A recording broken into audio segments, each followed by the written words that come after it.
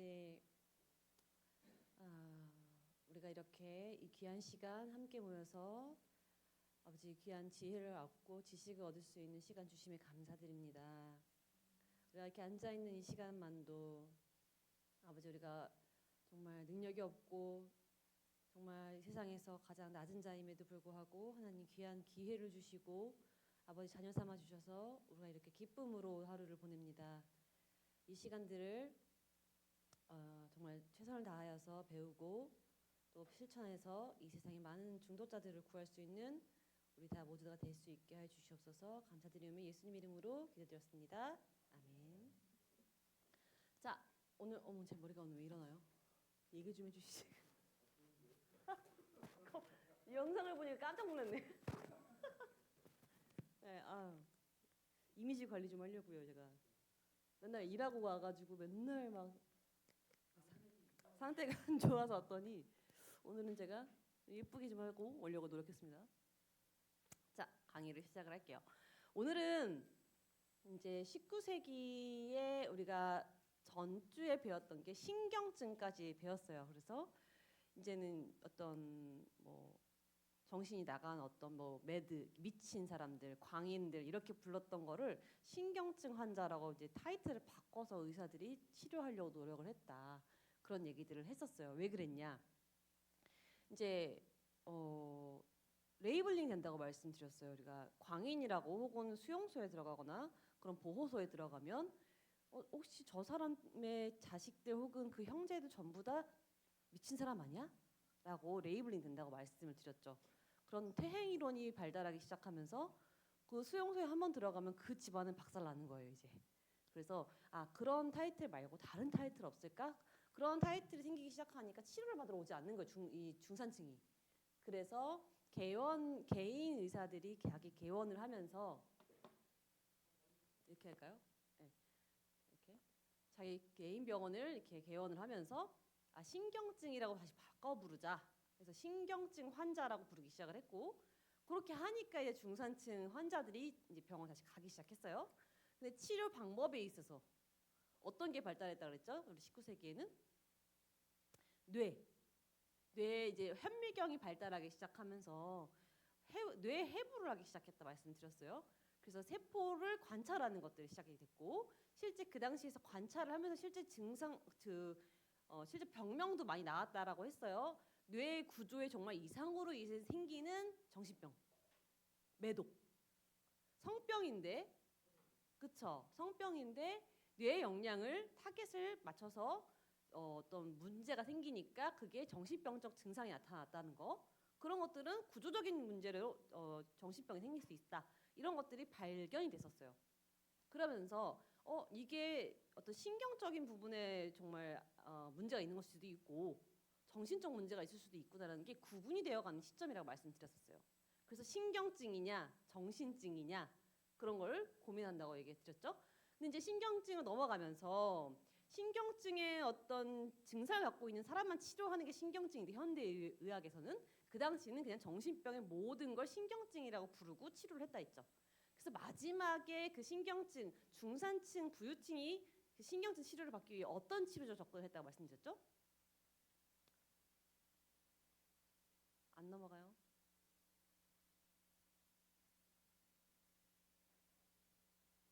네, 수치료. 그래서 어떤 온천 발달, 수치료 발달 이런 게 된다고 말씀을 드렸어요.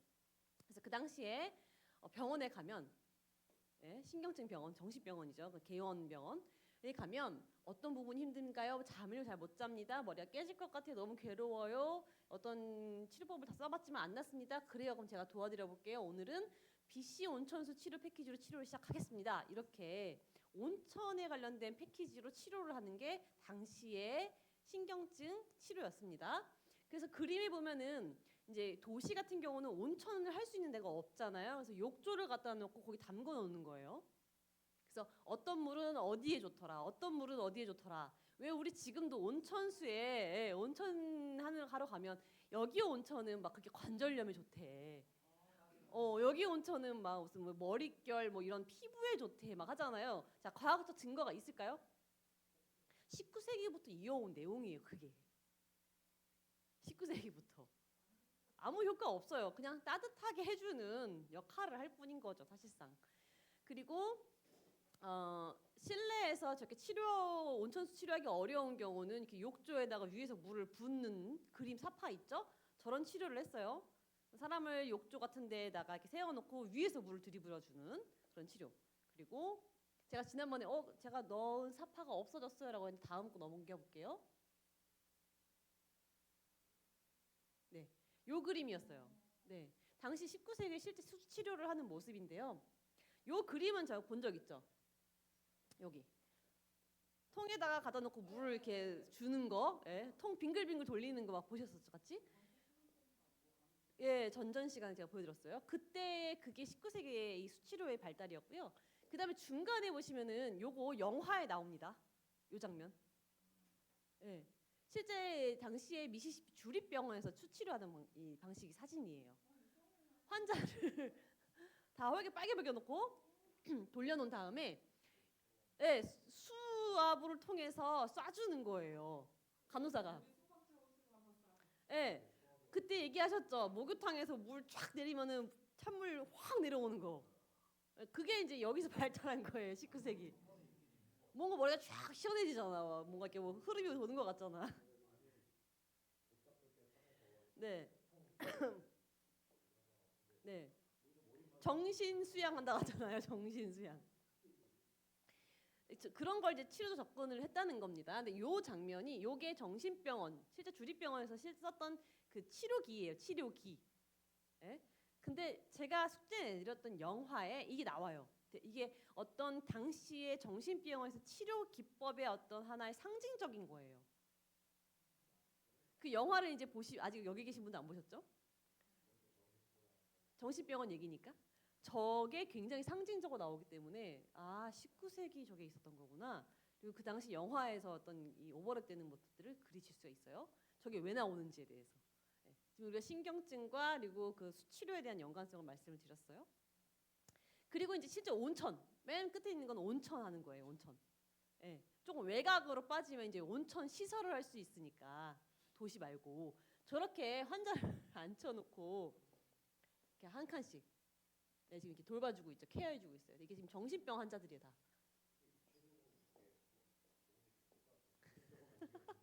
릴렉스는 됐겠죠. 안정을 줄 수는 있겠죠. 네. 그러니까 릴렉스는 했겠죠. 근데 그게 제가 말씀드렸잖아요. 이게 구조적인 정신병 환자랑 정신적 정신병 환자가 있다 그랬잖아요.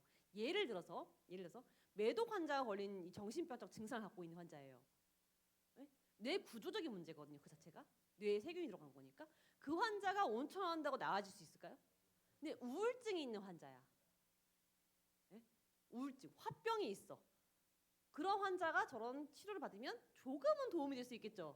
릴렉스 시켜주고 그래도 평안을 줄 수 있으니까 그런 건데 실제 저 당시 19세기에는 그런 구분과 상관없이 모두 치료를 다 온천으로 했다는 생각이에요. 모르니까. 모르니까. 그래서 요게 지난주까지의 얘기입니다. 자, 그래서 계속 이 다음 장 넘겨주세요. 19세기에 이렇게 치료 보호 시설이나 개인 병원이나 전부 저런 식의 접근이 되고 치료 보호소는 어떤 상태라고 말씀드렸어요? 여러 가지 각종 전쟁으로 인해서 그리고 또 도시화되고 산업혁명이 일어나면서 각종 외곽에 있던 사람들이 전부 도시로 모이면서 너무 싼 값에 노동을 하게 되고 그 노동 착취가 되면서 견뎌낼 수 있는 게 술밖에 없었다. 그래서 진 스트릿이 있다라고 말씀을 드렸죠. 전부가 다 술거리야. 예, 그래서 막 그때 사진도 보여드렸죠. 애기 옷 벗고 애 막 젖먹여야 되는데 애는 널브러져 있고 엄마는 매독 걸려 있는 뭐 사진 모습이 있었고 막 그런 모습들. 그 당시의 모습으로 인해서 수용소는 미어 터지는 순간이었어요. 그러니까 사람이 이게 의사가 돌볼 수 없을 정도로 미어 터지는 거예요. 도시 정화를 위해서 그 당시에 프랑스 왕이 거린들 그냥 다 수용소로 보내버려. 거리 청소해버린 거예요. 우리 당시도 그때 있었다고 말씀드렸죠. 88 올림픽 때. 서울역에 있던 모든 거지들이 다 어디로 갔어요? 다 그때 정신병 들어갔었어요. 일본도 마찬가지예요. 네, 프랑스도 마찬가지예요. 그런 시기에 됐던 그 시대예요. 그러니까 수용소는 미어 터져서 그나마 도덕 치료를 하려고 했는데 도저히 볼 수 없는 사람이 몰려오니 그냥 거의 방치 수준에 있었고, 개인 병원은 이렇게 중산층 환자들만 가가지고 저렇게 수치료를 받았던 19세기 상황입니다. 자, 이 당시에 아주 대표적인 이 정신과 의가 나타나요. 누구? 프로이트. 자, 프로이트를 통해서 한 반세기의 정신의학이 역사가 멈춥니다. 발전이 아니라 멈춰요. 이 프로이트 되게 많이 들어봤죠? 많이 들어봤어요? 그렇죠? 근데 저 유명한 프로이트를 통해서 정신의학의 발달이 아니라 반세기가 이 역사가 멈춥니다. 자, 이게 무슨 얘기냐면 저 인물로 인하여서 퇴행이에요. 정신의학이 다시 한번. 그럼 정신의학에 도움이 됐다는 거 안 됐다는 거예요? 도움이 안 됐다는 거죠. 그럼 왜 그랬을까? 그 얘기를 한번 해보려고 합니다. 자, 프로이트는 정신과 의사예요. 최후의 정신과 의사를 했어요. 여러 가지 종목을 하다가. 자, 이 사람이 어떤 것들을 얘기를 해왔냐면, 왜 자꾸 돌아가죠, 이거? 이게 처음이죠? 난리가 났네요. 요거예요? 알겠습니다. 처음이에요. 이게 다음인 거죠? 예. 네, 알겠습니다. 자, 볼게요. 프로이트는 이제 이 본인의 생애에서 여러 가지 업적을 남겨요. 근데 여러 가지 업적을 제가 하나씩 설명을 드리고 나서 이 사람이 어떻게 살아왔는지, 살아왔기에 이런 업적을 남겼는지 설명을 드릴 거예요, 후에. 자, 먼저 첫 번째는요. 코카인을 굉장히 효과를 알린 사람 중에 하나예요. 코카인. 자, 근데 이 사람 프로이트는요. 빈의 의과대학을 나와가지고, 빈의 의과대학은 되게 유명한 대학이에요. 굉장히 똑똑한 사람이에요. 의과대학에 나와서 여러 가지 연구를 해봐요. 여기도 연구해봤다가 저것도 연구해봤다가, 어떨 땐 장어의 정소를 연구도 해보고, 안과에 관련된 그 관심을 갖고 친구하고 연구도 해보고, 나중에는 정신과로 넘어온 건데, 이렇게 연구하다가 친구 콜린이라는 사람하고 콜라라는 사람하고 안과 연구를 한참 하고 있었어요. 그때 백내장 시술이 되게 성행하고 있었거든요. 백내장 시술은 17, 18세기부터 했다 말씀을 드렸어요. 근데 문제가 뭐냐면 마취를 할 수가 없는 거야. 마취제. 그래도 제가 서저리 한참 발달됐을 때 해부학하면서 이 외과 수술이 많이 시행됐다고 했잖아요. 그나마도 이전에는 생으로 했다가, 생으로 했다가, 그 다음에 술을 마시고 수술을 했다가, 그 다음에 클로로프리마진이라든지 어떤 전신 그 수면 그 마취를 통해서 수술을 했었어요. 그나마도. 근데 문제가 뭐예요? 우리가 눈 수술하는 경우는 아예 수면 마취하면 돼야 안 돼요? 눈 수술해본 적 있으세요? 자, 수면하면 눈이 어떻게 돼요? 돌아가죠. 안구가 돌아가잖아요. 그래서 눈을 수술을 하려면은 정신은 깨어 있어야 돼요. 네. 네. 근데 당시에는 생으로 어떻게 해보려다가 안 되니까 그나마도 이제 수면 마취를 했던 거예요. 근데 이게 수술이 너무 어려운 거야, 이게 하려니까. 그래서 어떻게 하면은 통증 없이 이렇게 어떤 부분 마취만 할 수 있을까를 굉장히 고민을 하다가, 그 안과에 이렇게 연구하고 있던 그 프로이트 친구하고, 제가 이름이 콜라라는 친구일 거예요. 네, 콜러라는 친구하고 좀 이렇게 뭔가 쓸만한 게 없을까 한참 고민하다가, 당시에 그 코카잎을 씹는 원주민들을 보고, 그 코카잎이 수입이 돼 있었어요, 이미. 코카잎. 근데 코카잎을 이렇게 씹으면 행복감을 갖게 되거든요. 코카인 자체가 마약이니까. 근데 정제하지 않은 코카잎을 씹는 것만으로도 행복감을 갖게 만들어줘요. 자, 이 코카잎을 본인들도 이제 이렇게 약효 같은 것들 생각해서 씹어보고, 그런 어떤, 왜냐면 당시에 이렇게 임상을 했기 때문에 굉장히 오랜 시간 병원에 있던 거, 이 사람들도. 그러니까 우리 병원에서도 이런 의사들은 잠을 못 자고 굉장히 하드하게 일을 하니까 너무 육체적으로도 신체적으로 힘들잖아요. 정신적으로도 힘들잖아요. 그러면 그때 보통 마약을 보통 쓰는 경우도 생긴단 말이에요. 당시에 이 프로이트도 그랬어요. 친구하고. 힘들 때마다 코카잎을 씹었던 거예요. 근데 그 친구가 그 코카잎을 오래 씹다 보니까 갑자기 어느 날 혀가 약간 마비되는 증상을 느낀 거야. 어라? 이 코카잎이 약간 마비 증상을 주는데? 하고 이걸 테스트를 프로이트하고 한번 해보자 해서 이제 개구리한테 먼저 테스트를 해요. 코카잎을 이렇게 정제를 해가지고 한쪽 눈 안에다가 이렇게 뿌린 다음에 한번 이렇게 해봤더니 감각이 없는 거야, 개구리가. 이거다 해서 프로이트가 사람을 데리고 그 콜러 친구 앞에서 한번 시연을 해봐요. 실제로 잘 되는 거야. 대박날 일이잖아. 그래서 이걸 자기가 이제 연구문을 써서 이제 논문을 내면 이 자기게 되는 거예요. 이게 업적이.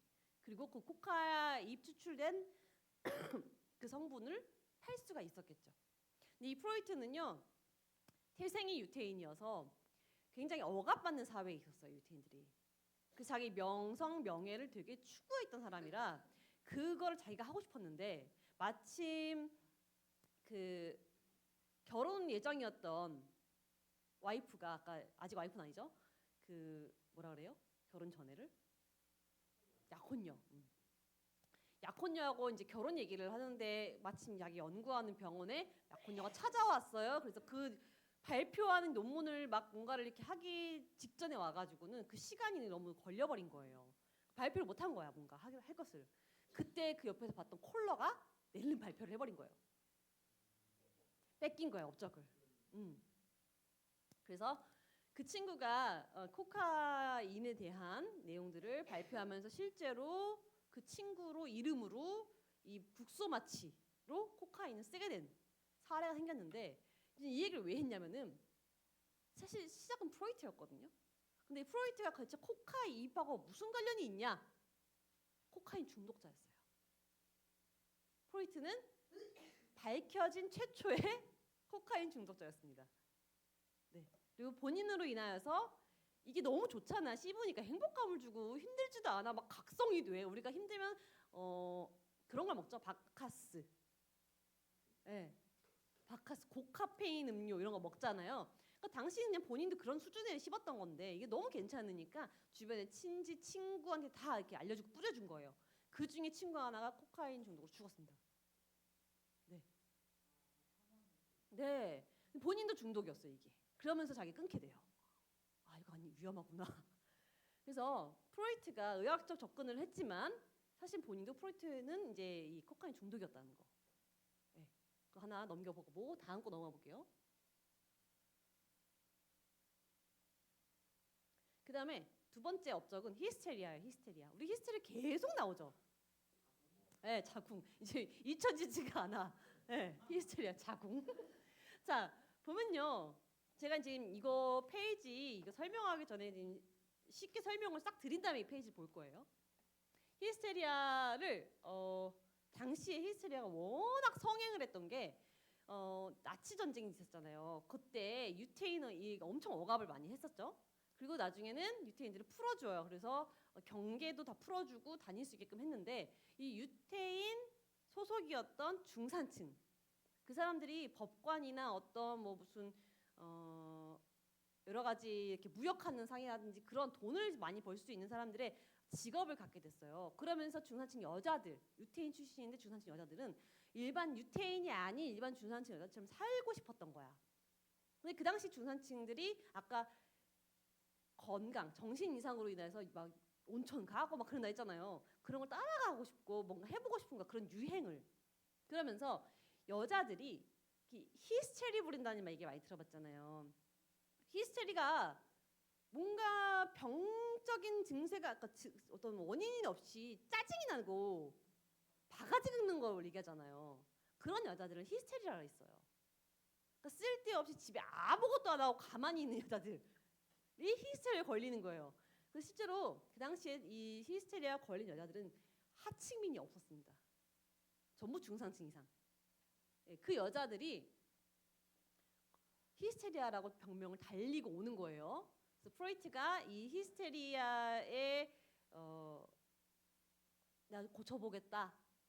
자기 스승인 사람을 따라서 같이 고쳐보겠다 라고 해서 히스테리아 접근을 하는데 문제가 뭐냐면 그 스승이 히스테리아 여자들을 치료하기 위해서 뭘 했냐면 최면을 걸었어요. 최면. 그래서 최면을 걸어서 최면을 걸면 질문을 계속하죠. 자, 어디 시대로 가보겠습니다. 그때 어떤 게 힘드셨나요? 그때 어떤 게 보이나요? 그때 어떤 생각이 드셨습니까? 막 묻잖아요. 최면을 걸어서. 근데 그 질문의 대부분이 성적인 거였어요. 왜? 히스테리아가 어디야? 자궁. 그러니까 이 히스테리아 걸린 여자의 원인이 뭐야? 자궁. 그러니까 제가 처음 말씀드렸죠? 히스테리아 걸린 여자의 원인을 가장 깊게 보는 건 성적 만족이 되지 않은 여자를 얘기해요. 그래서 천연대 히스테리아 걸렸어? 그럼 바로 결혼하라 그래요. 당장. 예. 그래서 빨리 결혼하라고. 그럼 히스테리아가 없어진다고. 이해가 되시죠? 이게 19세기부터 이미 있던 17세기부터 있던 얘기예요. 훨씬 이전부터 있던 얘기지. 네. 그리고 이제 그래서 그런 여자들한테 이렇게 암시, 그러니까 최면을 거는 거예요. 그래서 질문을 그렇게 최면이라는 거는요, 과학적 근거가 없는 게 유도를 하는 겁니다. 질문을 통해서 답을. 그래서 성적인 자꾸 질문을 해. 혹시 아버지한테 어떤 이렇게 성적 이끌림을 경험해봤습니까? 아버지의 어떤 뭐 씻고 나왔을 때 그게 막 좋았었어요. 그러면은 그걸 통해서 혼자 상상을 해봤습니까? 막 이런 질문을 해. 그러면 이끌린 대로 대답이 나오는데 문제는 뭐냐면 당시에 그 프로이트의 스승이 이 히스테리아가 워낙 유명한 의사였고 본인도 이제 따라가면서 그런 의사들을 선망하는 여자들만 병원을 와. 그러니까 이 의사가 듣고 싶은 대답을 해주는 거예요. 최면 걸린 상태로. 그래서 여기 그림 보이세요? 최면 걸린 상태예요, 이게. 누운 상태로 최면을 걸어서 그때 어땠습니까? 막 이런 거 질문을 통해서 몸에서 느낌을 표현해 보세요 하면서 몸이 이렇게 꺾여. 그러면 이거 히스테리아야. 100%. 또 돌아가. 네, 왜 체면 걸면 막 울고 막 그러잖아요. 그렇죠? 그게 그 감정의 절제가 아닌 상태로 표출되는 것들이에요. 그게 체면통이. 이러한 모습이 보이면 히스테리아래요. 근데 그런 질문을 통해서 그때 느낌이 어땠어요? 표출해 보세요. 뭐 성적 그런 관계를 했었을 때 어땠어요? 막 이런 질문하면 저게 안 나오겠죠, 저 모습이. 그렇죠? 그래서 히스테리아가 됐다. 이거 증명이 됐다. 이런 모습이 나왔다 하면은 이제 딱 레이블링 해주는 거예요. 이 사람이 히스테리입니다. 치료를 뭘로 해요? 수치료. 자, 물줄기를 어디에 써요? 여자 성기에. 답답하죠. 이게 당시 19세기 다 정신과에서 했던 내용들이 이게 다. 네. 그래서 프로이트가 네. 그렇죠. 왜 못 사는 여자는 저는 증상이 없으니까.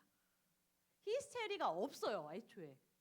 있을 수가 없어. 저런 증상이 나올 일이 없어. 짜증이 나길 뭘 짜증이 나 지금 먹고 살기 바빠 죽겠고 아까 진 스트레이트 나 있다 그랬잖아요. 하루하루 근근히 먹고 살기도 힘든 이때에 중산층은 저러고 있다는 거예요. 근데 프로이트는 왜 히스테리에 집중했을까? 돈이 되니까. 중산층 여자들이 할 일 없이 맨날 오는 거죠, 저를. 이걸 치료받으려면 장시간 치료를 받아야 된다라고 했어요, 당시에. 장시간. 그리고 넷플릭스 혹시 그 가입되어 있으신 분 중에 그 히스테리아라는 제목의 영화가 있어요. 히스테리아. 보실 수 있는 분 있으면 보세요. 왜 말씀을 드리냐면 이 시대 당시의 영화예요, 배경이. 근데 진짜 웃긴 건데 뭐라 그러죠? 성 보조기기 바이브레이터가 이 당시 이기 때문에 만들어진 거예요. 그러니까 그럼요. 히스테리아를 치료하는 데 있어서 굉장히 유명했던 의사가 하나 생겼었어요. 그 당시 그 사람 영화예요, 그게 배경이.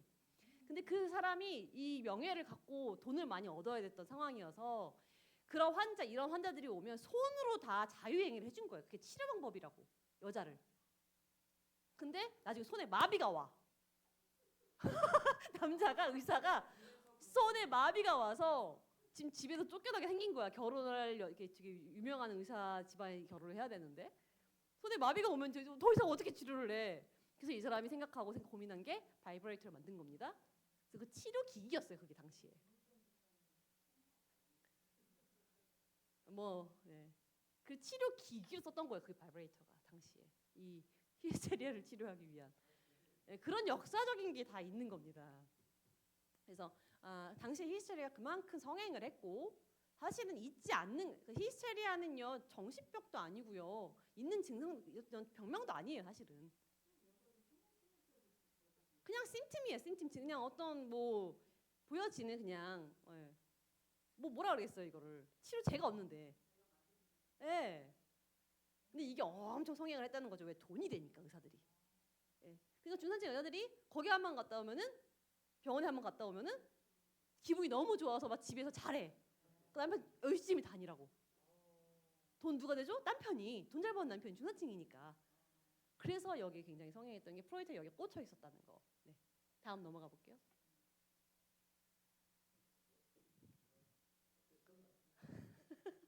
돈 뜯기는 거예요.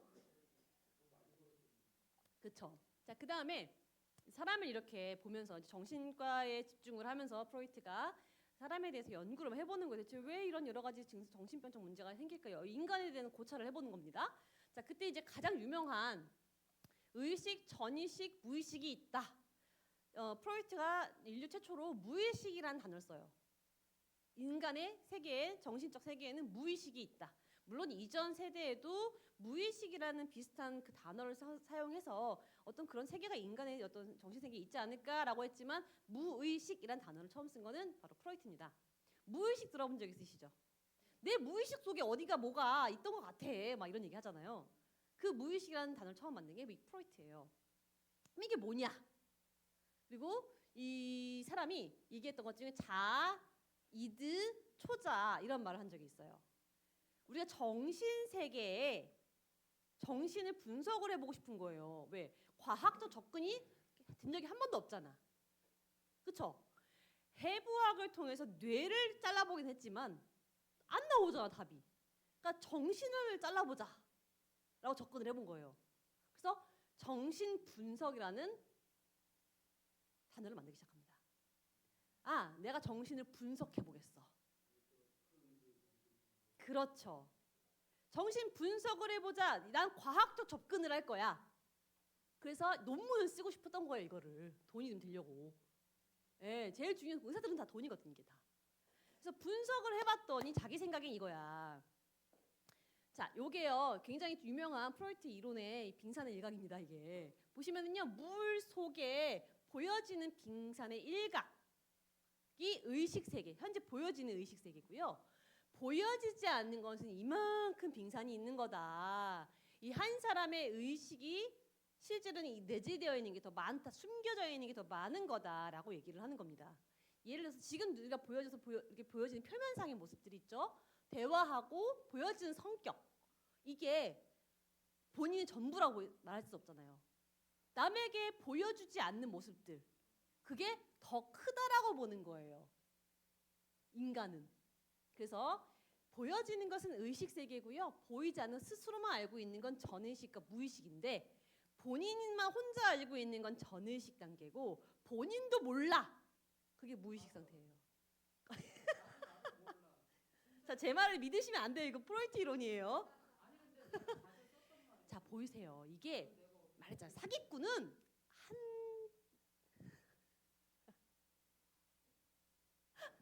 자, 사기꾼은 한 끗 차이에 항상 그런 거 같은데 하는 순간 이제 혼란 당하는 거야. 예, 뭐든지 사기 잘 당한 사람은 그런 것 같아 하면 안 돼요. 자, 계속 해볼게요. 일리는 있어요. 사실 이 연구가. 근데 이 전의식과 무의식, 보여지지 않는 세계의 정신은 자아, 이드와 초자아가 싸우면서 형성되는 것이다 라고 얘기를 해요. 이게 뭐냐? 자아라는 거는 현실의 원칙, 쉽게 말하면 이성이에요. 내가 실제로 현실적 원칙을 따라야 되는데 이성. 배우고 도덕적으로 배우고 학습했던 내 이성, 내 이성이란 자아와 이드, 본능적인 것, 쾌락의 원칙이 지배하는 이드와 싸운다는 거예요. 쉽게 말하면 내가 술을 마시면 안 돼. 근데 아씨 갈망이 와. 그게 이드라는 거예요. 근데 내가 가만히 있으면 사람들은 그걸 몰라. 그리고 싸우고 있는지 내 속에서. 이해가 되죠? 그래서 싸우는지 모르는 거는 내 의식 상태고 내 속에서 내 이 자아와 이드가 계속 싸우고 있는 거는 지금 전의식 상태라는 거예요. 그래서 이게 왜 분석이 그 사람이 중요했냐면 대체 이 정신병 히스테리가 왜 생겼을까? 보여지는 건 짜증내고 막 화를 내고 바가지를 긁고 있어. 저게 왜 그럴까? 그 안에서의 뭔가 본인 자아와 어떤 이드랑 싸우고 있다라는 거야. 그래서 그 사람이 최면을 통해서 그 내면을 들여다봤던 거예요. 드러나지 않는 그 내면을. 그 최면을 걸었더니 막 모르는 게 막 나오잖아. 막 자기 본인 본심이 막 나오잖아. 들어보니까 질문을 통해서 들어보니까 이 짜증이 다른 남편을 사모했던 거구나. 성적으로 만족이 안 돼서 그랬던 거구나. 막 이런 얘기를 하는 게 지금 이 원리의 원리. 그래서 최면을 해야 된다. 말하지 않으니까 왜 그랬어요? 뭐 문제 뭐 힘든 일 있어요? 아니 괜찮은데요. 말하지 않으니까 체면 딱 걸어버리고 내면을 들여다보는 거예요. 그러니까 이러다가 맞아치는 거지 자기는. 네. 자 그리고 초자는 뭐냐? 양심과 가까운 개념, 학습과 경험의 영향, 부모의 결정적인 영향. 초자는 자기 양심, 쉽게 말하면 자기 양심. 욕구와 어떤 이성과 양심이 실제 저 안에 다 내재화되어 있어서 서로 싸운다는 얘기예요. 저런 게 부딪히는 사람일수록 정신병적 증상이 나온다는 겁니다. 저런 게 많이 부딪힐수록 정신병이 생긴다. 물론 일리가 있다니까 그게. 그쵸? 갈등과 자기 스스로의 갈등과 고민이 없으면 정신병 걸리겠어요? 그럴 일이 없지. 왜 해피니스인데 그냥. 그쵸? 이건 맞는 것 같은데 문제는 뭐야? 저 무의식 세계를 파헤치기 위해서 이 프로이트가 뭘 했냐? 아까 최면 기법. 두 번째, 꿈의 해석. 꿈의 해석을 하기 시작한 거예요. 최면은 이제 최면으로 통해서 자기가 해본 거야. 사람들한테 테스트를. 환자한테. 최면을 통해서 몇 회차를 하니까 여자가 점점 좋아지고 있는 것 같아요. 짜증도 안 부리고요. 너무 행복해요. 막 이래. 낫는 것 같아. 그래서 여러 의사들을 불러 모아서 최면하는 모습을 시연을 했어요. 당시에는 뭔가 좋은 치료법이 있으면 시연을 하거든요. 의사들한테. 시연을 했는데 의사들이 본 순간 그 최면이라는 건 비과학이거든요. 그러니까 암시를 거는 걸 알고 있어요. 의사들이. 그러니까 시연하는 걸 보더니 야 이거 과학 아니야 하고 무시당했어요. 프로이트가. 그래서 최면을 포기합니다. 그럼 어떻게 저 무의식 세계를 파해낼 수 있을까? 분명히 이 세계 안에 있는 것 같은데 정신이. 그래서 꿈의 해석을 하게 되는데 프로이트가 어떤 꿈을 꿔요. 본인 스스로. 그래서 처음에 꿈 꾸시는 분 있으세요? 있잖아요. 기억나세요? 제가 질문 드렸죠. 저는 꿈을 안 꾼다 말했죠. 전 정말 낮잠을 딱 꿈을 꾼 것 같은데 기억이 하나도 없어요. 항상. 나는 정신병이 없는 사람인가? 저희 어머니 한번 예시 들은 적 있죠? 한참 아버지 때문에 힘드실 때 뱀 나오는 꿈 꿨다고. 뱀에 쫓기는 꿈. 그럼 정신병이 있던 상태인가? 프로이트에 입각하면 정신병이 있던 상태예요. 네, 정신병이 있던 여자예요. 네. 꿈을 꾼 거를 해석해 보는 거야. 그래서 여러분 우리나라도요. 점쟁이나 그런 사람 만나면 꿈 얘기하죠. 우리나라도 뭐 복권 사야 되는 꿈, 무슨 꿈, 그게 다 꿈의 해석입니다. 단순히. 네. 이해가 되세요? 과학이에요, 비과학이에요? 비과학입니다. 네. 그래서 꿈을 막 파해보는 거야. 평상시에 요즘 꾸는 꿈이 뭐예요? 요즘 이런 꿈 꿔요. 근데 꿈이라는 건요. 이런 경우 많으실 거예요. 전날 무서운 영화 봤어. 그런 그날 밤에 그 비슷한 걸 막 꿔. 그쵸? 그러니까 일리도 있는 거야. 내가 어떤 현재 도달하고 있는 어려움과 걱정하고 신경 쓰고 있는 게 꿈까지 통해서 드러나는 경우가 있어요. 네. 그러니까 꿈이 지금 이 사람의 상황을 이 내면 속에 드러내는 게 꿈일 거다라고 이 사람이 생각을 해본 거예요, 프로이트가. 그래서 그 꿈을 해석하면 원인을 찾아낼 수 있을 것이다라고 했던 거예요. 근데 아까도 얘기했죠. 꿈을 꾸는 사람이 있고 안 꾸는 사람이 있다고. 그러니까 치료적 접근이 안 되는 거예요, 통용되는 게 이게. 그렇죠? 꿈의 해석을 누가 할 수 있어요, 이걸? 본인이나 생각해보지 의사가 할 수 있는 접근성은 아닌 거잖아요. 그렇죠? 그래서 이러한 본인의 치료 방법이 나왔던 이 원인이 이거를 분석해놨기 때문에 정신 분석을 의식, 전의식, 무의식 세계를 정신이 저렇게 구성되어 있을 것이다 라고 가정을 하고 보니까 그 무의식 세계를 파해내야 된다라고 하다 보니 최면도 걸어보고 꿈도 해석해보고 한 겁니다. 자, 다음 넘어가 볼게요. 그리고 또 프로이트의 유명한 이론이 있어요. 인간의 발달. 인간은 이러한 단계로 발달이 되는 것 같아 라고 나온 거예요. 매우 유명한 표예요. 자, 인간은 구순기, 항문기, 남근기, 장복기, 생식기를 통해서 발달이 되어간다. 우리 왜 아이들을 키우시면서 요 나이 때는 요런 걸 배워, 학습해. 요 나이 때는 요런 게 발달이 돼. 막 이런 얘기들 하시죠. 그런 거를 자기만의 이론으로 정신적인 개념이 잡히는 단계를 만들어 본 거예요. 자, 첫 번째, 태어나서 2세 이전까지는 구순기라고 합니다. 이 프로이트의 이론에 의하면. 그럼 구순기는 뭐냐? 여기 오른쪽 끝에 보시면요, 구강기라고 해서 타인에게 의존을 하는 시기이고요. 당시에 전반기는 빨고 삼키는 것에 쾌락을 느끼는 당시 상태라고 얘기를 해요. 아니, 태어나서 제일 많이 하는 게 뭐예요? 젖 빠는 거잖아요. 빨기 그리고 삼키기. 젖이 나오면 삼켜야 되잖아. 할 수 있는 기능이 그거밖에 없으니까 그것이 쾌락을 주는 거고, 후반기는 이제 깨물는 공격성을 가진다고 해요. 애가 젖을 잘 빨기 시작하면 뭐해요? 엄마 젖을 깨물죠. 이렇게 이가 나기 시작하니까 앙앙앙 깨문단 말이에요. 그 당시가 이제 구강기라고 하는데, 문제는 뭐냐면 어떤 사람이 뭔가 정신병적 문제가 있어, 증상이 있어. 그 상담, 내가 이제 이 본인이 프로이트가 이 이론을 딱 창설해 놓은 다음에 상담을 딱 해보는 거야.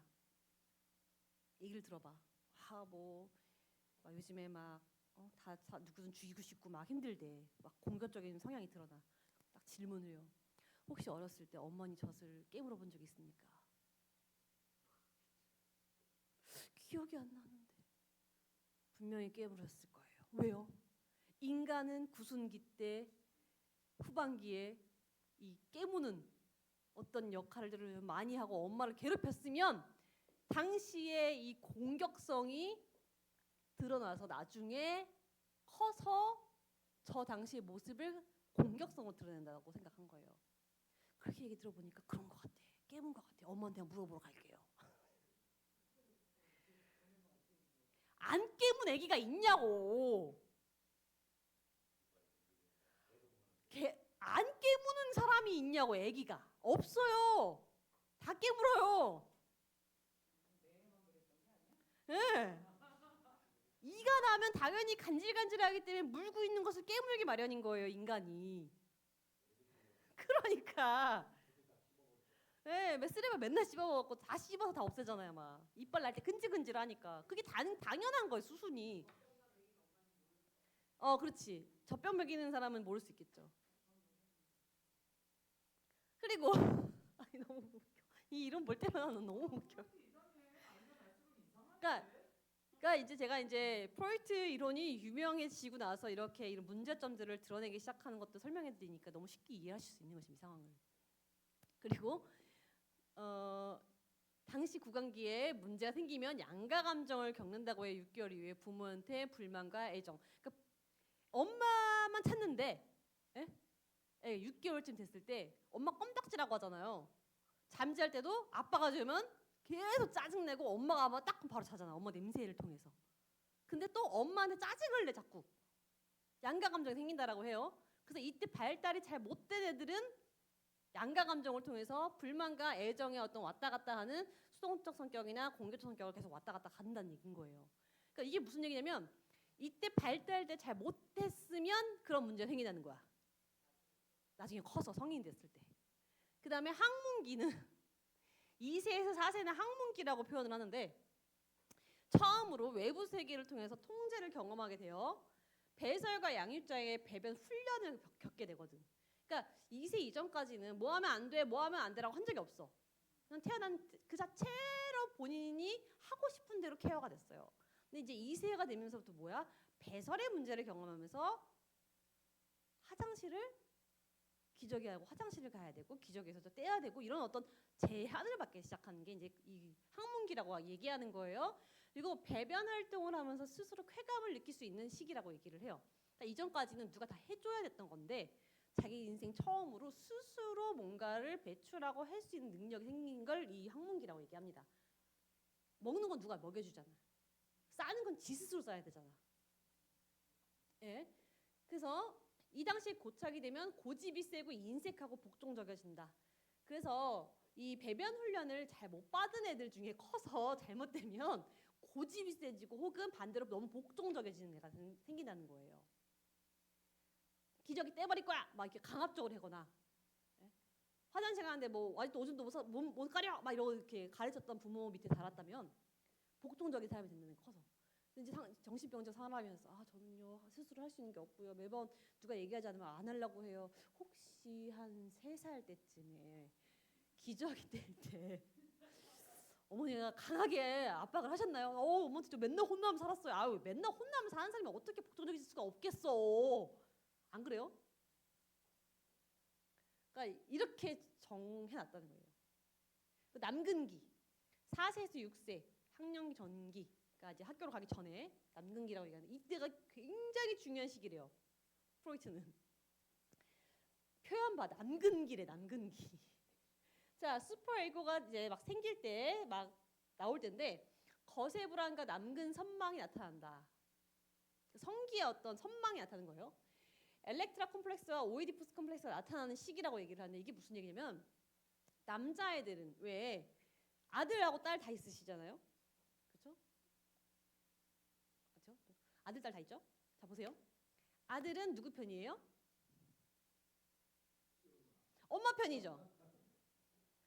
그렇죠? 딸도 엄마 편이긴 하지만 이 집은 보통 딸은 아빠 편이어야 돼요.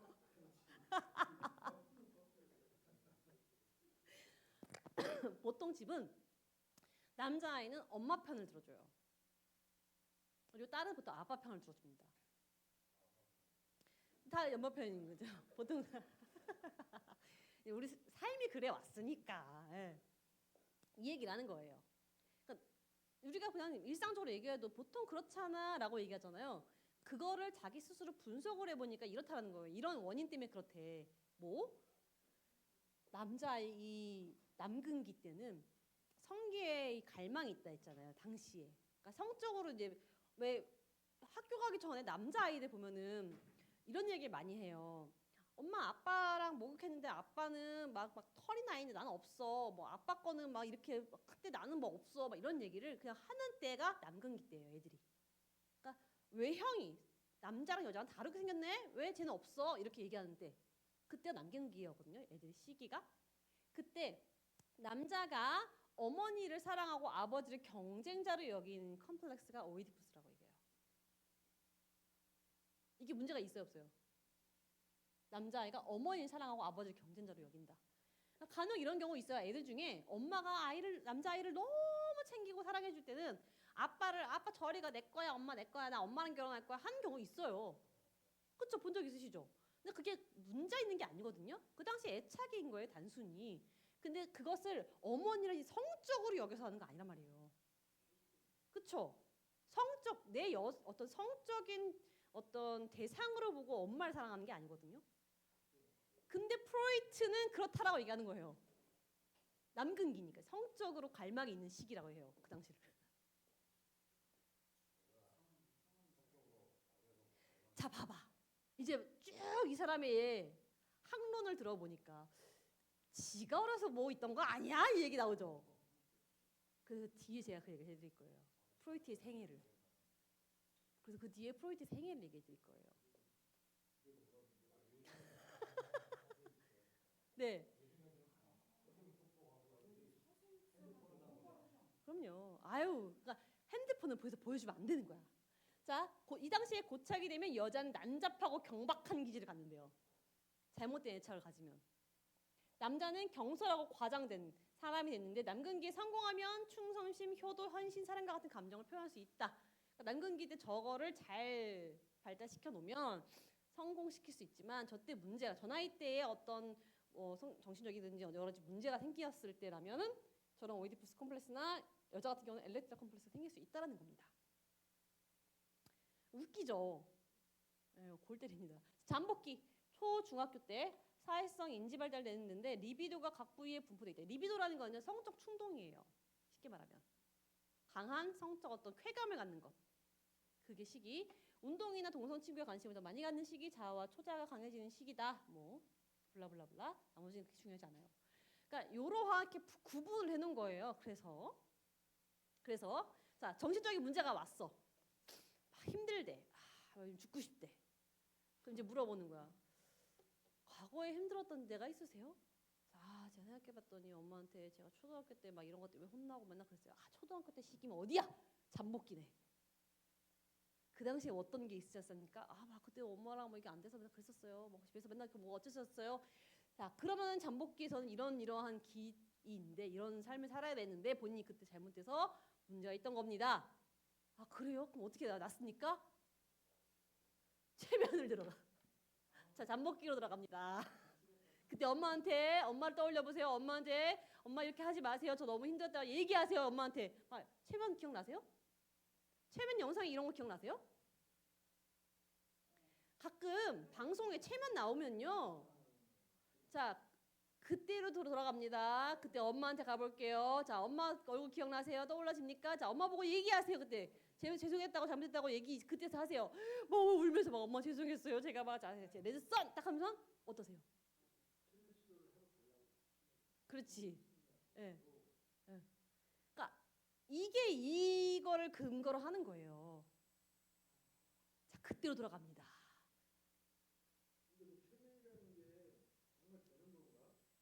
최면이 걸린 사람일 거 아닌데 이게 최면이라는 것은 결국은 암시예요. 암시. 사람이 암시가 걸려요. 걸려요. 네, 걸려요. 걸려요. 네.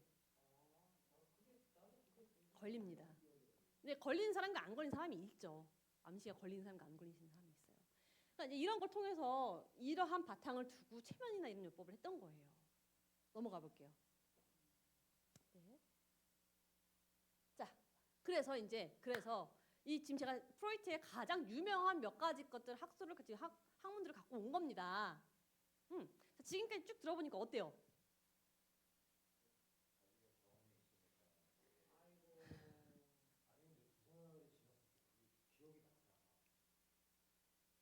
최면을 거니까 되죠. 그때로 가봅시다. 그러니까 얘 생각은 그 생각인 거예요. 그럴 거라고. 만족하지 못해서 그때. 말이 안 되죠? 네. 자, 그럼 대체 이 프로이트 이론은 왜 이렇게 나온 걸까? 제가 요즘에 열심히 보고 있는 프로그램 방송 중에 뭐가 있냐면 이혼 숙녀 프로그램이라는 게 있어요. 이혼 숙녀.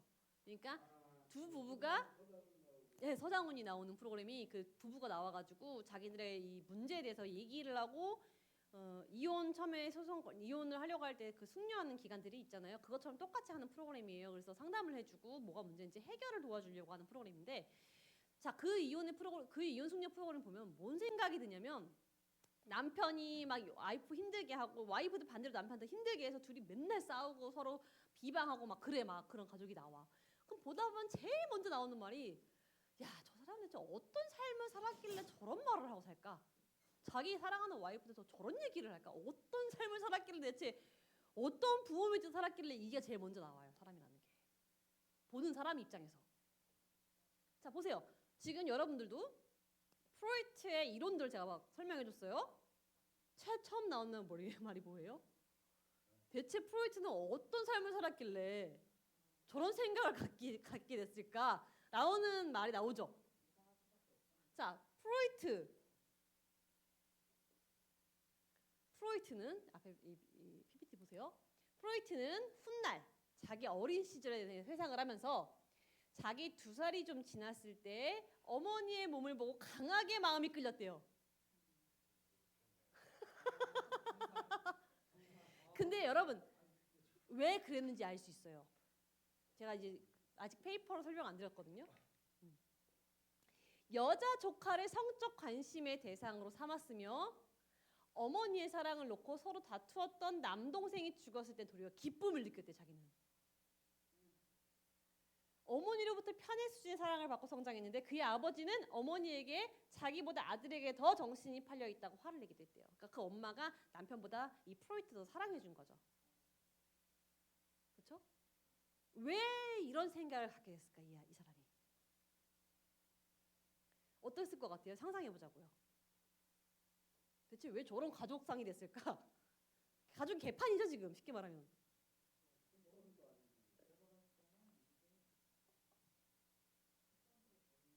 그렇죠. 정답입니다. 프로이트 아빠랑 첫 번째 결혼이 아니에요. 그러니까 아니 엄마는 첫 번째 결혼이 맞는데 아버지가 아내가 여러 명이었어요. 세 번째로 들인 게 프로이트 엄마예요. 거기서 낳은 게 프로이트입니다. 그럼 이미 자기가 태어났을 때는 엄마들이 여러 명이었겠죠. 배다른 엄마들이. 그에 나온 자식들도 꽤 있었겠죠. 거기서 자기가 태어난 거예요.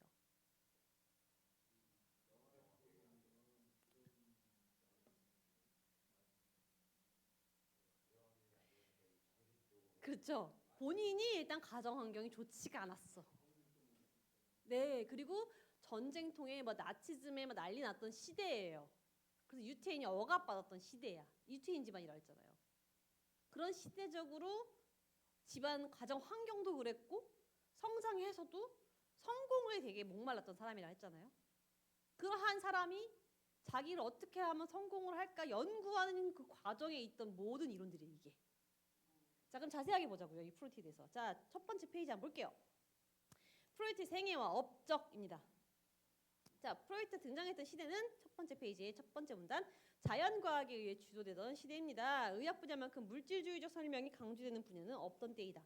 심리학은 철학이 전반적으로 명성을 잃고 자, 철학이 명성을 잃었대요. 그래서 철학이라는 건 당시에 인간을 연구하는 내용들이었고요. 굉장히 심도 있게 인간을 들여다보고 그 철학 기반 안에는 대부분 어떤 종교적 기반이 있었어요. 근데 이 명성을 잃었다는 것은 당시에 물질주의적인 현상이 났다는 거예요. 그러니까 보여지는 게 더 중요했던 거. 어떤 뭐 영적인 거 무시해. 보여지는 것만 믿어. 왜? 현미경이 발달했잖아. 그 당시였던 거예요. 자, 그래서 그 당시에는 굉장히 과학적이라는 거, 뭐 연구 결과라는 거 이런 것이 더 중요했던 시기입니다. 자, 프로이트 생애를 보면요. 지금부터 프로이트는 1856년 5월 6일 오스트리아 제국 프리보라는 마을에 이렇게 유대인 부모 밑에 태어났다. 아버지 야콥 프로이트라는 사람이 당시 41세로 양털 상인으로 돈을 많이 벌었던 사람입니다. 재혼하기 전에 첫 결혼해서 이미 2자녀가 있었고 어머니 아말리아 야콥의 세 번째 부인입니다. 당시 21살이었대요. 당시 엄마가 당시 21살이라고 말하지만 제가 가로치고 10대였다고도 함이라고 써있죠. 그러니까 정확한 연령은 모르지만 거의 한 19세에서 21세 사이였던 것 같아요. 굉장히 젊었다는 거죠. 자, 야콥의 첫 번째 결혼에서 두 아들을 얻었는데 하나는 아말리아보다 나이가 많았다. 자, 이게 무슨 얘기예요? 세 번째 부인보다 첫 번째 낳았던 아들이 나이가 더 많았대요. 자, 이 상황에 어떤 문제가 생기겠어요? 프로이트, 내가 프로이트야. 우리 엄마가 있는데 그 아빠의 첫 번째 아들들이 우리 엄마보다 나이가 많아. 무슨 문제가 생기겠어요? 우리 엄마보다 첫 번째 난 부인 아들이 나이가 훨씬 많아. 내 남편 나이가 훨씬 많고 근데 그 밑에 나온 아들이 젊어. 근데 엄마보다 나이가 많아. 같은 또 비슷한 또래야. 이미 뭐 거기서 우리가 상상해 볼 수 있는 일들이 생기겠죠. 그리고 이러한 가족관계 안에서 경험이 프로이트의 이후 정신병리적인 이론에 영향을 미쳤을 거라 짐작할 수 있다. 여기서 시작이에요. 이 프로이트가. 자신이 경험했던 근거를 바탕으로 인간의 발달을 생각해 보는 거예요. 이 사람이. 그러니까 이 사람이 정상적인 삶이었으면 이렇게 연구가 됐을까요? 나올 리가 없겠죠. 뭐 문제가 뭐가 있어. 그쵸? 오이디푸스 이런 게 나왔겠냐고요. 자, 1857년 경제위기 때문에 프로이트의 아버지 사업에 실패했고, 자, 프로이트 당시 4세 때 빈에 정착을 했고요. 프로이트는 명문고등학교 입학해서 성적이 우수해서 졸업시험을 우수하게 해서 빈 의과대학을 입학을 했다. 당시에 빈에 거주하던 유대인들은 직업 선택의 폭이 다양하지 않았습니다. 당시 사회가 유대인의 매일 배타적인 분위기였기 때문에 할 수 있던 건 제조업, 상업, 법률가, 의사 정도였습니다. 그러니까 이 얘기는 뭐예요? 의사 정도였다는 건 의사도 크게 위상 있는 직업은 아니었던 거 당시에. 네, 그 정도 수준이었대요. 유대인들 할 수 있는 직업이. 자, 프로이트는 에른스트 브리케라는 사람의 자신의 지성적인 발전에 가장 큰 영향을 미친 사람이라고 얘기를 해요. 이 에른스트 브리케라는 사람은 생리학자고요. 당시 프로이트가 빈의 그 대학교 다닐 때 1학년 담당 교수님이에요. 근데 이 사람은요, 신경회부학을 가르친 교수입니다. 그래서 이 브리케가 19세 후반에 뛰어난 생리학자였고 요하네스 밀러를 따랐던 신진 과학자들의 협회 회원이었습니다. 아까 생리학 신경해부학 할 수 있는 이 교수였는데 이 사람한테 무슨 영향을 받았냐면 다음 2페이지 넘어가시면 밀러처럼 물리학과 화학의 원리들이 살아있는 생물체 연구에도 적용이 된다. 그 신비한 생기 물질 같은 어떤 다른 것을 부인했다. 이게 무슨 얘기냐면 너무 어려운 말인데 쉽게 얘기하면 물질주의적인 것만 강조하는 사람이었다는 거예요. 눈에 보이고 연구 결과로 근거로 나올 수 있는 어떤 모든 연구들만 인정하는 그러한 역량이었다는 거죠. 그래서 이 프로이트가 그의 영향을 많이 받다 보니까 아까 얘기했던 정신 있잖아요. 정신은 눈에 보여요, 안 보여요? 그러니까 얘를 보이게끔 하고 싶은 거야.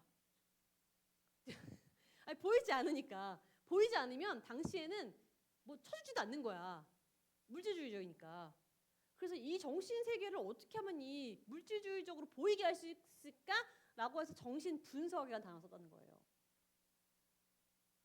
정신 분석. 과학적 접근으로 내가 분석을 한다. 분석 자체가 이 어떤 보여지는 것을 분석하는 개념이니까.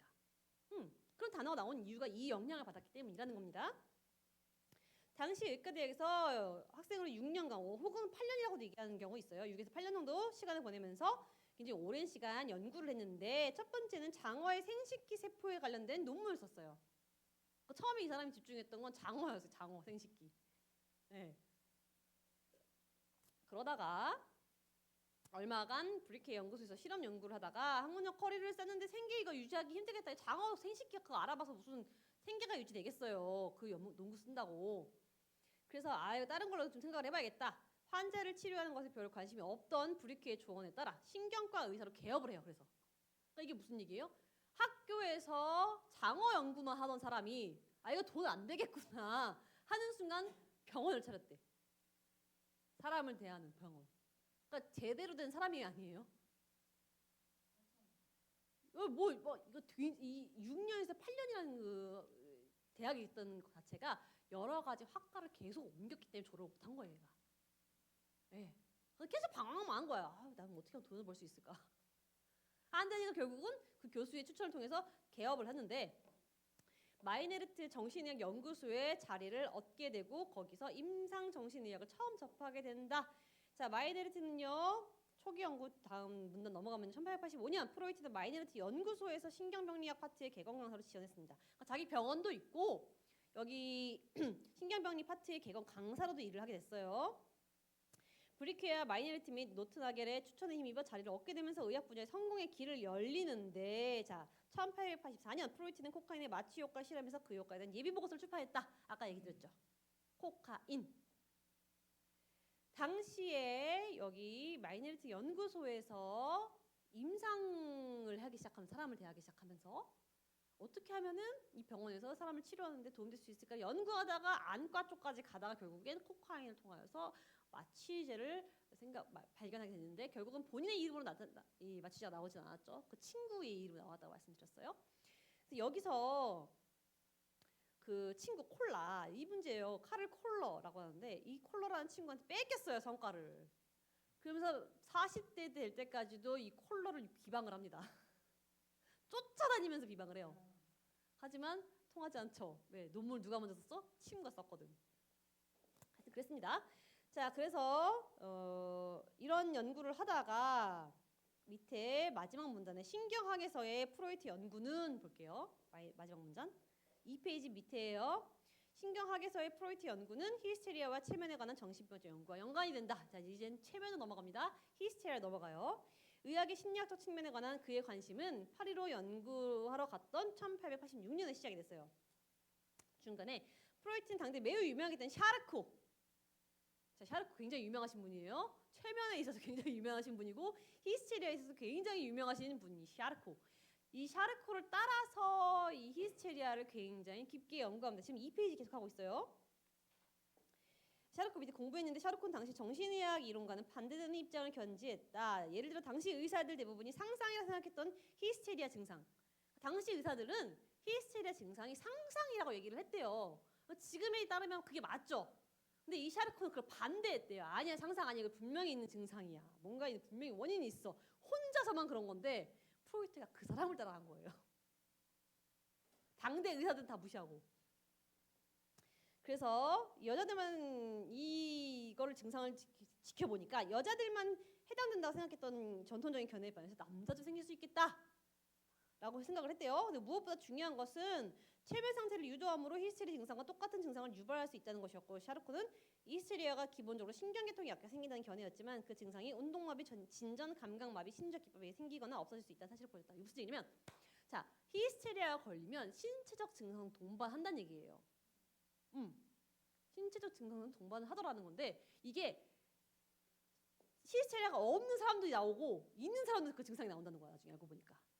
그러니까 당대 의사 말과 같은 거, 히스테리아랑 자체가 상상이다 그냥 결국엔. 그래서 프로이트 이거 아닌가? 하고 또 발을 빼는 거예요. 3페이지 넘어가 볼게요. 아하, 이거 어떻게 하면 좋나? 프로이트는 빈으로 돌아와서 체면과 히스테리아에 관한 샤르코의 견해를 자기가 이제 펼쳐보고자.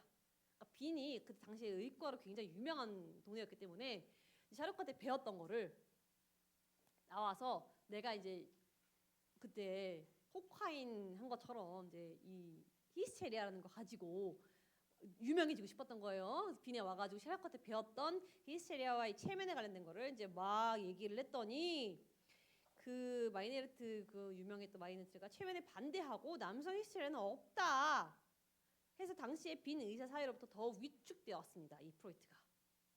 그러니까 이 성공의 열망을 가졌던 남자가 여러 가지를 배우고 왔는데 그걸 설파했더니 다 까는 거야. 그거를. 그거 아니다. 잘못된 거다. 인정 못한다. 그러니까 빈 의사 사회로부터 더 위축돼서 결국엔 그는 뇌해부학 실험을 그만둬야 됐어요. 자신을 반대한 자들에게 공격적으로 방어하면서 기대꽃을 찾다가 누구랑 만나냐? 요세프 브로이어와 관계가 형성이 됩니다. 이렇게 사람들이 보면요, 노멀하지 않은 사람들이 있어요. 사회적 관계가 있어서. 당대 사회적 흐름을 따라가는 사람이 있고, 이거 아닐 것 같은데 하는 사람을 따라가는 사람이 있어요. 네. 그런 사람들은 끝에 가서도 결국은 그런 사람들만 만나. 지금 프로이트가 그런 거예요. 네.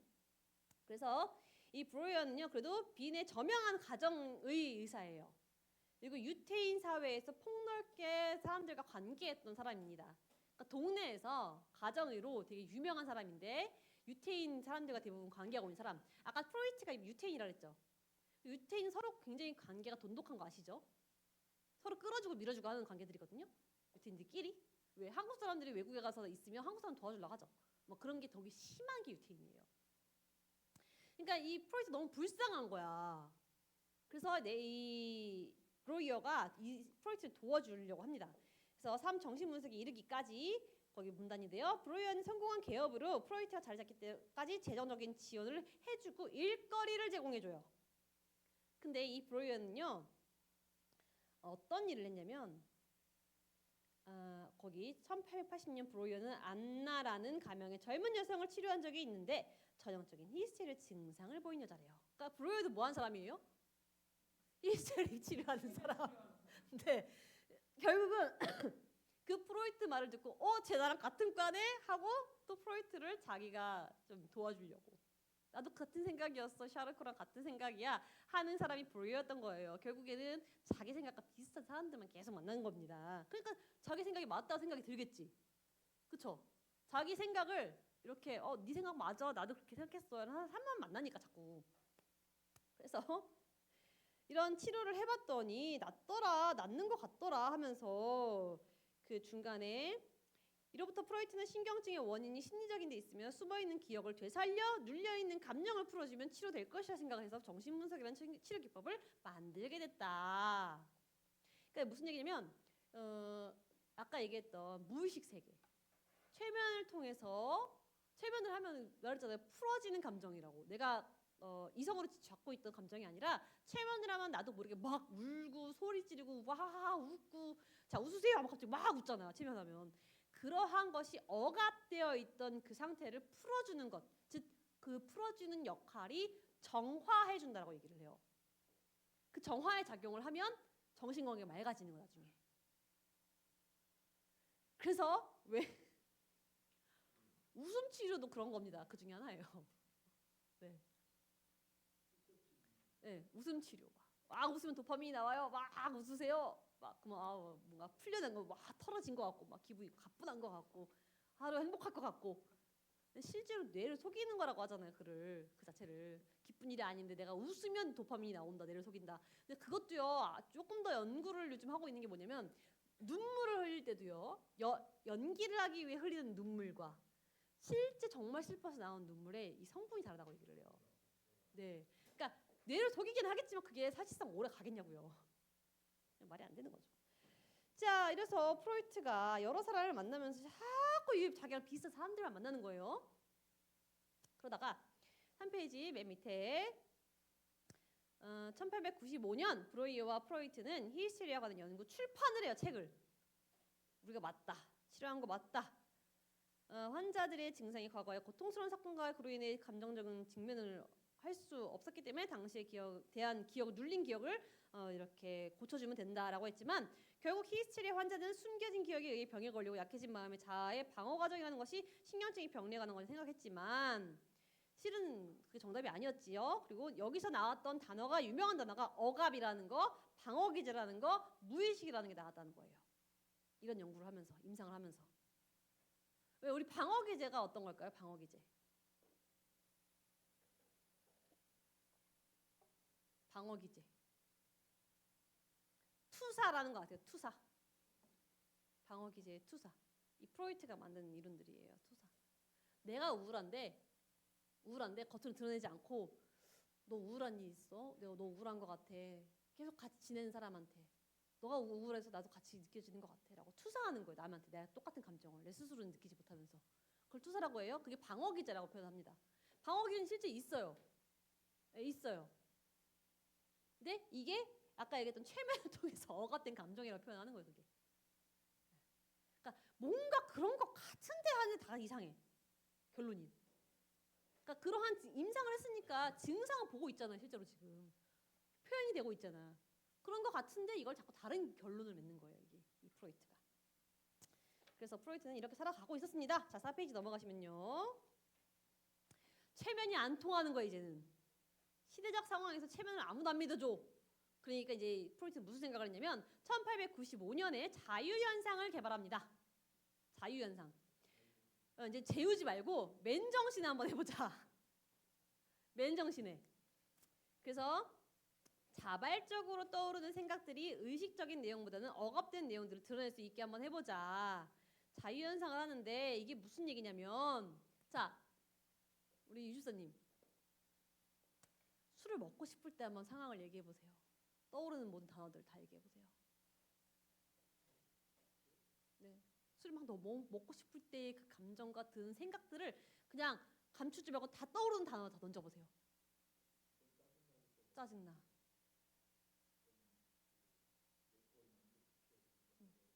술병 생각나. 이렇게 얘기를 하는 게 자유현상이에요. 그 당시에 상황들. 네. 원래는 최면을 통해서 그 무의식을 드러냈는데 최면이 비과학이라는 걸 자꾸 주변에서 얘기하니까 아, 최면은 안 통하는구나 사회적으로. 그러면은 이 사람이 연관성이 없어도 다 생각나는 걸 말해보세요 하는 자유연상을 통해서 그 무의식을 꺼내다는 얘기예요. 최면이 안 통하니까 자유연상으로.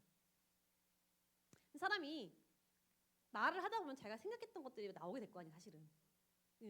그 자유연상을 통해서 굉장히 긴 시간 동안 상담을 해서 이 사람의 문제를 찾아내요. 같이 찾아냅니다. 근데 자유연상은 무의식을 꺼내기 위해서 하는 거잖아요.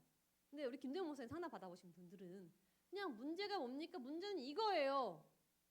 해야 돼요? 말아야 돼요? 안 해야 되죠. 근데 왜 하십니까? 하고 싶으니까요. 그러면 해야 돼요? 말아야 돼요? 안 해야 돼요. 명료하죠. 길게 상담할 필요 있어요? 자신도 모르는 단어를 막 쏟아낼 필요가 있어요? 왜? 필요가 없는 거예요. 왜? 무의식이라는 게 없는 거니까. 무의식은 없어요. 무의식은 없는 거라고. 근데 이 사람은 생각에 무의식이 있어야만 돼. 그래야 최면을 통한 치료 기법이 나오는 거고 자유연상의 기법이 나오는 거예요. 왜? 이 히스테리아는 특징적인 어떤 병명 때문에. 눈에 보이지 않는 걸 찾아내려야 되니까. 무의식은 없는 겁니다, 여러분. 네? 이 사람이 생각한 그 구조 때문에 지금 무의식이 나오고 무의식을 찾아야 되니까 막 이런 게 나오는 거예요. 애초에 무의식은 없는 겁니다. 나도 모르게가 어딨어? 항상 얘기하죠. 죄를 나도 모르게 지었어. 나도 모르게가 어딨어? 하고 싶으니까 한 거지. 그렇죠? 네. 나도 모르게라는 게 무의식이라는 얘기인 거예요. 그 무의식을 찾아주는 거예요. 왜? 나는 내 스스로 하면 안 되는 걸 아는데 했어라는 걸 감추려고 무의식 얘기하는 거예요. 그래서 나도 모르게라는 게 나오는 겁니다. 그렇죠. 매우 은혜입니다. 무슨 말인지 알겠죠? 그래서 이렇게 여러 가지 것들을 막 고민을 한번 찾아보는 겁니다. 근데 4페이지 중간 정신분석의 정신의학계 반응 그 위에 문단에 그러나 프로이트가 접했던 대부분의 환자들은 중산층 유대인 여성들이라는 특징이 있었고 이들은 가정 내의 엄격한 분위기 속에 성적 트라우마를 받을 가능성이 별로 없었습니다.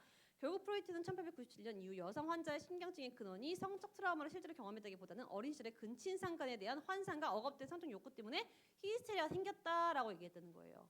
그러니까 히스테리아를 통해서 이걸 고쳐보려고 자유연상 기법이나 체면을 했는데 실제로 트라우마가 없는 거예요, 이 여자들이. 뭐 무슨 성폭행을 당했는지 뭐 엄격한 그 분위기 속에 성적 트라우마가 있었냐? 그게 있어야만 되는데 얘 그 원리에 따르면 없는 거야. 다 유복한 거야, 집이. 그러니까 아까 얘기했던 남금기 뭐 무슨 기 통해서 그때의 성적 트라우마라기보다는 억압이나 어떤 성적 욕구 때문에 생긴 게 아닌가라는 게 나왔다는 거예요. 말이 안 되죠?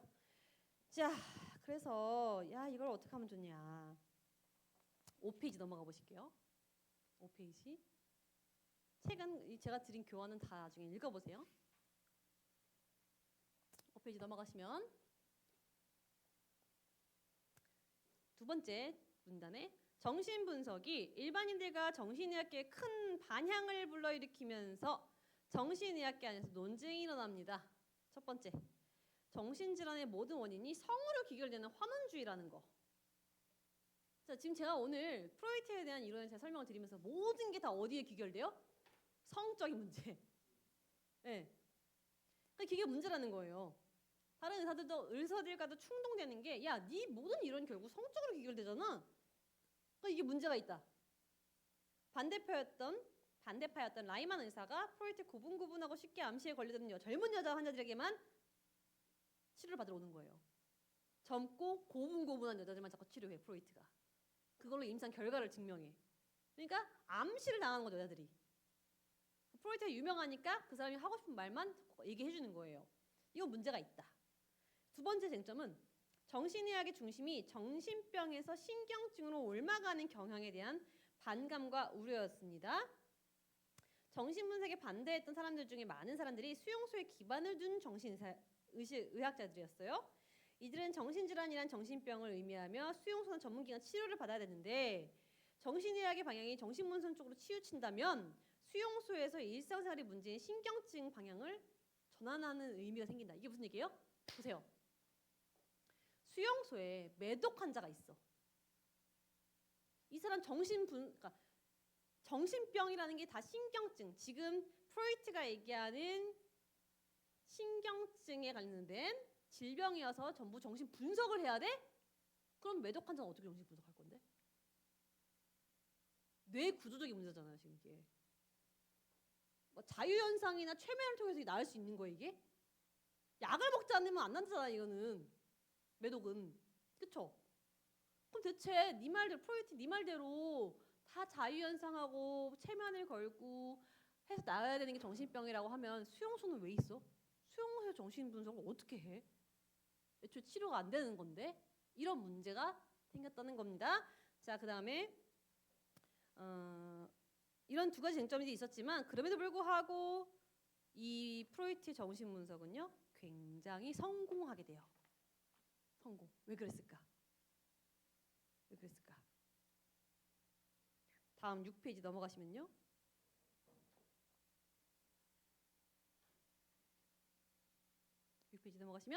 이때 세 번째 문단에 이때 프로이트는 인간의 정신은 어떤 일정한 방식에 의해 형성된 세계였으며 분석 가능한 어떤 것으로 봤다.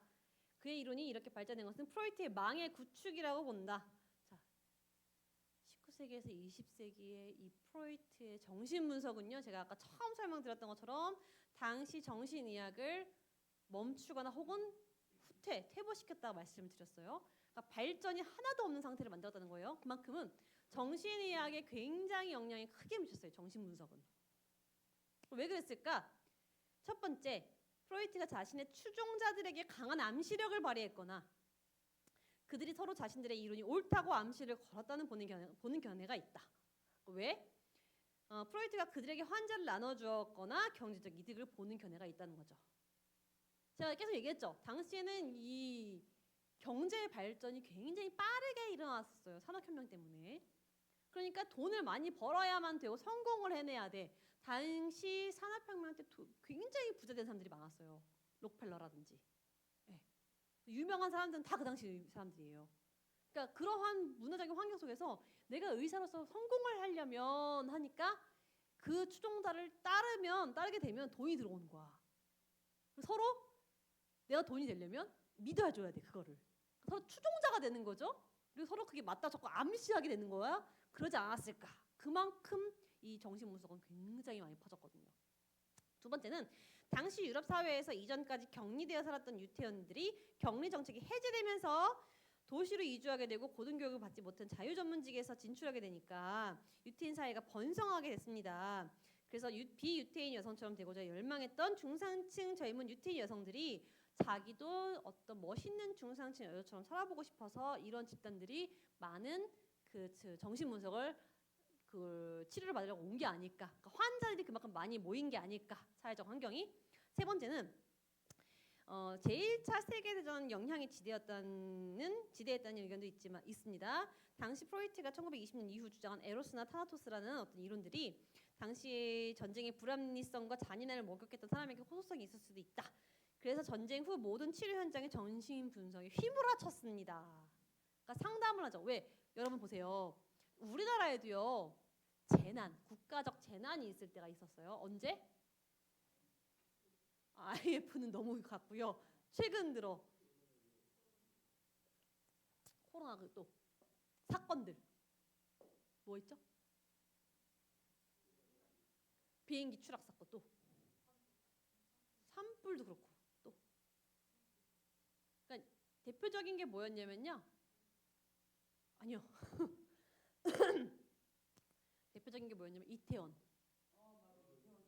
참사. 그 전에 그 비슷한 게 뭐가 있었어요? 세월호. 자, 두 가지 사건이 났었을 때 국가에서 가장 먼저 배치한 게 뭐예요? 심리 치료하는 사람들 갖다 놨어요. 부스. 네. 네. 이때랑 똑같습니다. 전쟁이 일어나서 너무 힘들 때 가장 먼저 발달한 게 정신분석이었어요. 정신적으로 이게 공황이 와버리니까 이게 마비가 와버리니까 제일 먼저 접근시킨 게 정신병사들, 정신과 의사들. 그러니까 이거 치료를 받아야 되는 건가 보다 내가 지금 하고 가는 거예요. 그런데 그게 쫙 유명해지면서 정신이 힘들 땐 정신병원을 가야 되는 거구나라는 홍보를 하게 되는 겁니다. 여러분.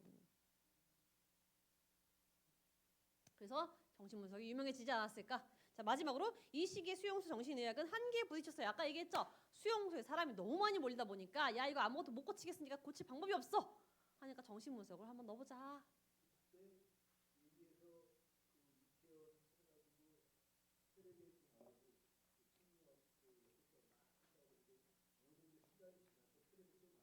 그렇죠.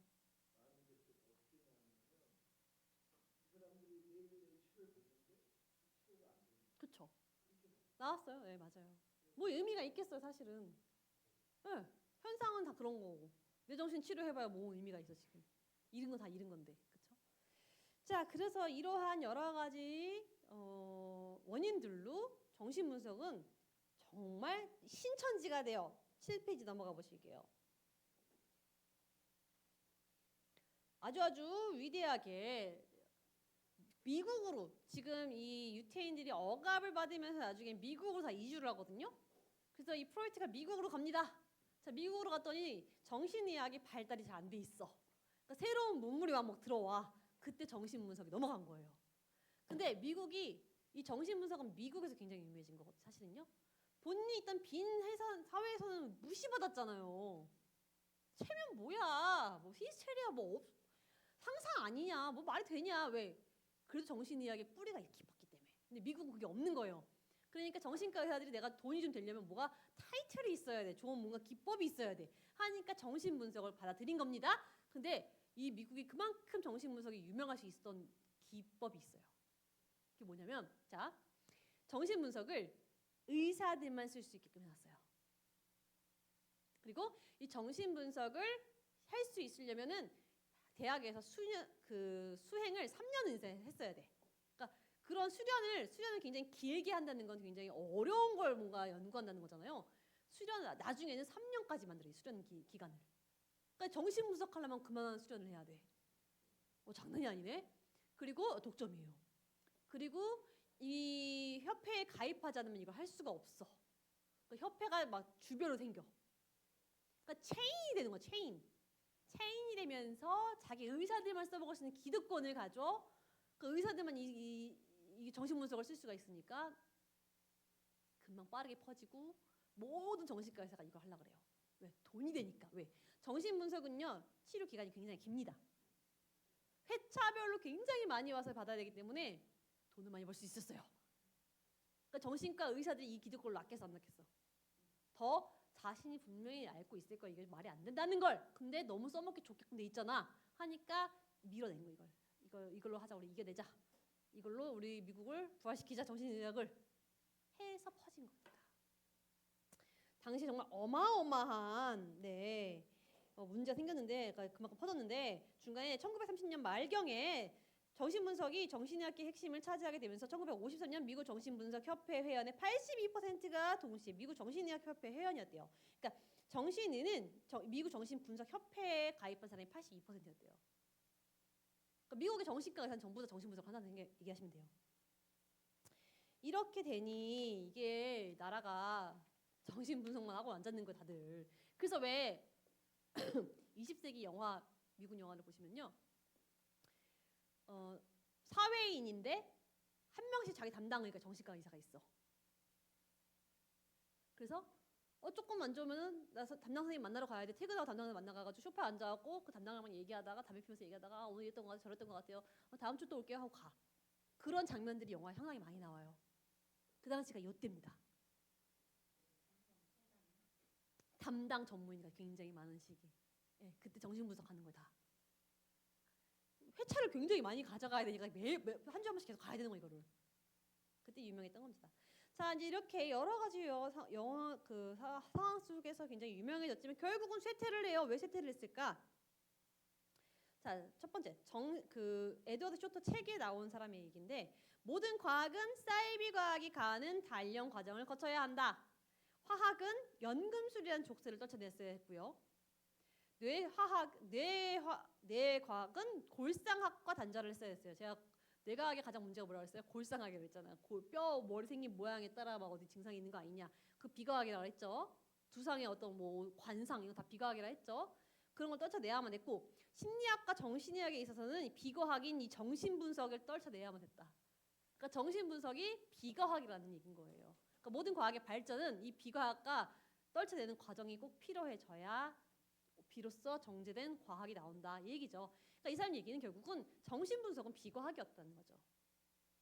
정신치료에 대한 접근의 다양화가 생기면서 나중에는 정신분석만이 아니라 음악치료, 뭐 다른 치료, 뭐 미술 치료 막 이런 게 나왔죠. 근데 그것도 효과가 없는 건 아시죠? 네, 없습니다. 자, 정신분석의 수련기간 축소. 야, 이것 때문에 너무 수련을 오래 해야 되니까 수련기간의 50%에 해당하는 정신치료 수련기간이 점점 줄여집니다. 그래서 현재는 정신과 수련 4년 동안 정신치료에 할당된 시간은 2.5%에 불과합니다. 결국에는 정신과에서 정신치료 교육을 폐기해버렸어요. 너무 오래 걸리니까 이거 배우는데. 뭐 쓸데없는 거를.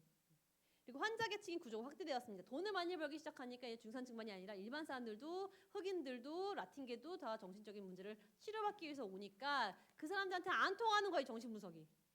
그래서 여러 가지 치료 기법을 이제 그 중에서 하나 선택하는 게 정신분석이었다.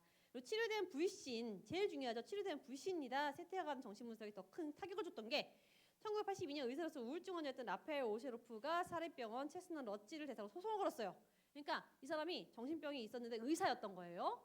그래서 약만 먹으면 될 것 같았는데 아니야, 넌 정신분석을 받아야 돼. 이래서 정신분석을 6개월 동안 받았는데 안 낫는 거야. 그래서 결국 약을 먹었어. 약을 먹었더니 낫는 거야. 낫고 나서 딱 집에 아버지가 와이프가 떠났어. 내 병원을 내 친구가 먹었어. 모든 걸 잃었잖아. 소송을 걸었어요. 정신과 의사한테. 승소를 했네. 이 유명한 사건 때문에 정신분석이 더 하락을 했다는 겁니다. 정신의학 밖의 정신분석, 이건 좀 읽어보세요. 프로이트가 왜 죽었는가 막 이런 내용들이 많이 나와요, 요즘 책에. 자, PPT를 보시면요. 넘겨볼게요, 한 장. 프로이트에 대한 평가. 자, 프로이트의 이론들은 아무리 복잡해 보여도 굉장히 복잡해 보였죠. 아까 첫 번째 이론 보여드렸을 때 막. 이론 막 무슨 뭐 빙상의 일각 보여주고 했잖아요. 이야, 왜 이렇게 어렵냐. 와, 뭔가 있는 것 같아 했지만 확실한 공통 분모를 가지셨다. 뭐? 바로 여성 혐오와 남성 우월주의에 기반한다는 점. 프로이트는 여성 혐오가 있었어요. 남성 우월주의가 있었습니다. 그 기점으로 모든 걸 본 거예요, 사람을. 두 번째, 옹프레는 프로이트 이론이 그 개인의 자전적이고 존재론적인 경험에 바탕을 둔 것일 뿐이다. 자기 존재를 둘러싼 숱한 고통을 견디며 살기 위해 스스로 존재론적 물음을 던지며 터득한 답이다, 이건. 그러니까 무슨 얘기예요? 프로이트가 너무 어렵게 살아온 과정 속에 스스로 자문자답을 하면서 쌓아온 이론이지 않겠냐, 이거. 그런 삶을 살아온 삶만 이게 적용되는 거 아니냐. 프로이트의 지극히 개인적인 삶이 반영된 이론이다. 어린 프로이트는 근친상간에 대한 환상을 품고 어머니를 성적으로 갈망했고 어른이 되고는 소위 오이디푸스 컴플렉스를 일반적 현상으로 일어나있다. 자기가 엄마를 갖고 싶었던 그 열망을 어떻게 했어요? 일반화했다는 거죠. 그리고 개인사를 일반화한 남성 우월론자라고도 불려요. 프로이트는 난타 프로이트 정신분석학은 남성 우월주의를 바탕에 깔고 있고 프로이트 저작을 문학적으로 구축된 전기로 읽어야 되면 이를 통한 인간 프로이트를 이해할 수 있다. 그러니까 프로이트의 정신분석은 그 한 사람의 전기로 봐야 된다. 그냥 이렇게 평가되고 있어요. 지금은. 자, 프로이트 이게 원래 두 강의 할 거 제가 오늘 한 강의 다 모른 거예요. 원래 챕터는 이거 두 강이에요. 원래 지금 이게 제가 하려고 했던 게. 근데 한 강의로 한 이유가 생각해보니까 제가 공강이 3번이더라고요. 그래서 한 강의를 줄여야 돼서 오늘 제가 지금 굉장히 많지만 짧게 줄였습니다. 이해는 되시죠? 자, 오늘 프로이트 여기까지 하고 과제 잘 해오시고 네, 잘 해오시고 이제 기도로 마칠게요. 오늘 누가 할까요? 기대해 주세요.